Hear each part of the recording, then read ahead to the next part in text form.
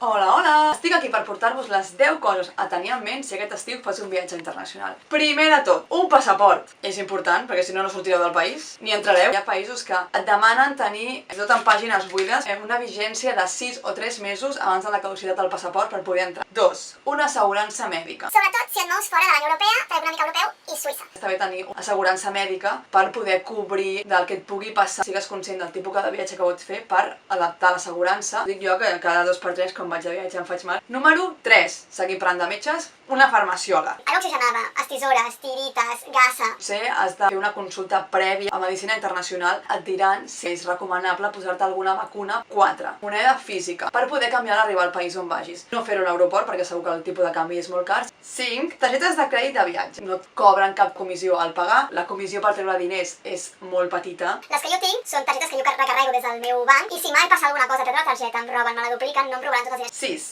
Un conversor de moneda. Tu poses el preu del que allò que estàs pagant i et diu l'equivalent amb la teva moneda i està bé per saber realment quan estàs pagant i el tipus de canvi que hi ha. 7. Tenir en compte el temps del lloc on vas, quin tipus d'activitat faràs, el tipus de roba i de calçat que portaràs. 8. Mapes offline. Tinc aquest, que es diu Maps.me. Google Maps també us pot servir. Zones verdes són les zones que jo tinc descarregades al mòbil, marques que jo faig dels llocs on vull anar. Et pot dir d'un punt a l'altre com anar. Número 9. Si agafeu un vol llarg, ser conscient de l'hora a la que t'anarà. Durant tot el vol pots anar adaptant els teus hàbits de menjar i que el jet lag no t'afecti tant. I 10. No és importantíssim tenir una SIM del país on vas o una eSIM. No la compreu a l'aeroport allà on arribeu. Això és tot. Si creieu que em deixo alguna cosa, m'ho podeu deixar a comentaris. Adeu!